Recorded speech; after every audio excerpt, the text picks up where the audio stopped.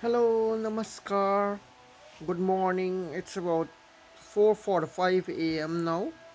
It's May the 5th. It's Indian Arrival Day. Today marks the anniversary when Indians first left India. Muslims, Hindus, probably Sikhs, no Buddhists, no Jains. Only the Orthodox Hindus came here, and we have Muslims. They came together. At that time, India wasn't partitioned. That was somewhere around 1834. So on today, it's the 5th of May 2024, and I wish everybody happy arrival day. Hope we all can retain our Indianness, our Indian identity, our India culture, the cuisine, the yoga. I don't think yoga came to Guyana either. Hatha yoga. What came to Guyana is a form of bhakti yoga that they use in the church, Vedic pujas, Vedic rituals. So since in 1834 there have been missionaries coming to Guyana, here in the British Guyana. People like Professor Bhaskaranand, um, Pandit Ushar Bodharia, Hariom Sharan. We have monks also like Purnananda, like the Hare Krishnas, and missionaries from Bart Siwasram Sang, Ananda Marg, and the Brahma Kumaris. From the Ananda Marg, so that I can say the monks, they have been very impressed that the Hindus have been retaining their culture and practices, and they were very fascinated with the this Indian oasis in South America, which was a kind of alternative for them to come here and relax, feel as if they're back home instead of traveling so far. That was in the late early 90s, late 80s. Many Indians used to like to come here to travel. Many so many people were trying to keep the culture. So missionary pundits were coming here and they were trying to retain the culture, upkeep it, and they were hoping that some people of good spiritual caliber and merit would have emerged from this here place. But what happens is that most Hindus along the way, for one, probably of proper knowledge, probably for the willpower and the genius behind the whole thing, they give away. Many of them give away halfway. They don't make it to the end, except maybe like Swami Vidyanand was one Swami I know, went right to the end from beginning to end. He was from the Kovan Ashram. He was trained by the Bharti Ashram Sang. Then we have Yogi Hari, who left in Guyana from Canal. He went there to study outside Hari Suku. My own uncle-in-law, who was Yogi Shayam Sundar from Canal also. He went with Yogi Hari together. Went to study at Divine Life Society, but they did not become monks. I think Yogi Shem Sundar, my uncle-in-law, became a Swami later on, later in his life. He's living as Swami currently now. But what happened is that people are more given here in these provinces, these areas, these Caribbean hemisphere to technological pursuits, and people have been going to school, going to secondary school, get your education, and to live like an average civilized person, educated person, mean that they'll be cultured. They don't go into excesses of debauchery and so on. But they'll be given to studies, bookish knowledge, attending seminars, lecture based on technology, the sciences, chemistry, medicine, law, engineering, education, and so on. So not much of a the highest diaspora here retain or maintain religion as an important aspect of their personality, their makeup. It's just a source of inspiration and marvel, and a reference point for many great things that happen in the universe. We all know India is one of the oldest civilization, and many years they utilize for experimenting, deriving concepts and theories which form the foundation of civilization. This was later utilized by other technological nations for further advancement. So they provided the foundation of civilization. So whilst here in Guyana, it's been a very challenging time. They had to coexist with different ethnic groups, the Mongols, the Africans, the European, the Caucasians, and to be among them and to emerge as a great one is something very challenging, not very easy to do. And first of all, you have to meet the standards of other ethnic groups, expectations. The subtleness of Indian greatness cannot be perceived by the ethnic diaspora here in the Caribbean. Like, they don't value tapas, which is asceticism in religion, nor celibacy, which is brahmacharya in Hinduism. They don't value sacrifice and these things, which are values that Hindus place a lot on. Mantras, repeating the name of God all the time, fasting, all these things are not really encouraged and promoted. We have a simple format of prayer that you kneel long and pray morning and afternoon, and that would give you enough spiritual sustenance that you would need. Ethics were once treasured here in these parts, like honesty, intelligence, goodness, good conduct, and so on, but they were not given the sacred appendages. They were not, what we should say, enamored in a mystical way. It wasn't this mystical romanticism involved with virtuous living. In other words, in the word of an Andamar guru, a form of simple morality was practiced. The spiritual morality did not get a chance to emerge and flower among the Hinduism. Rather, the Christian concept took stronger roots, and they give birth to a form of humanistic practices, or expose, as you would put it. So what we have here of the classical man is a hybrid of various ethnic conceptualization, molded with technological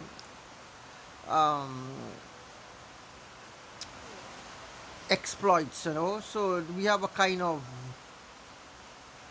new kind of synthetic human that is emerging, and we do wish this present humanity would emerge into a better arena of understanding and adaptation and cohabitation. Right now, at the moment, I find that technology is having an upper hand. It's fascinating the whole country. People are fascinated by flying cars, by the cell phone, by the computers, by the foods, the fast foods, junk foods, the beautiful places and architectures and so on, rather than pursuing giving spirituality first place. rather than offering God a seat among all of these great empires that we're constructing. And when the time comes when they want to erect a god, maybe they will have a mammon god, a hedonistic god, because they will lose all contact with reality, with the real gods, with the sublime gods. They will not be able to conceptualize and formulate such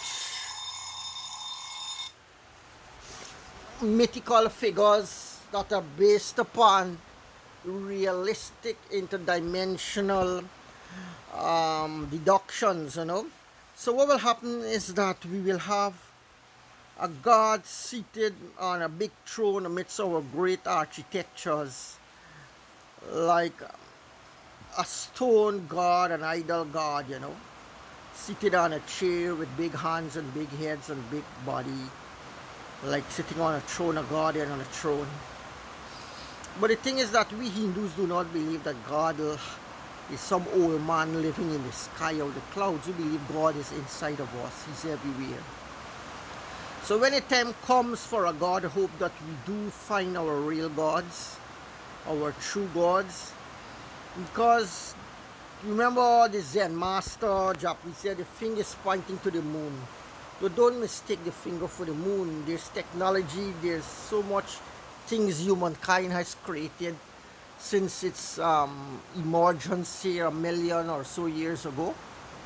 So they've made a lot of experiments and trials, and this marvelous mind of ours will continue giving birth to external amenities, facilities, marvels, inventions, and so on. And rather than being lost in these things, you know, we have to just proper utilization, take what we need, use what we have without excesses, without attachment, to make our spiritual journey easier. I think that would be it, you know. Maybe if we want inspiration, we could have a little private jet to fly to India, to go somewhere where we can be inspired, some holy place, meet some holy person, rather than having the jet for pleasure only, tours only, travel only. We can use it also for a sublime purpose.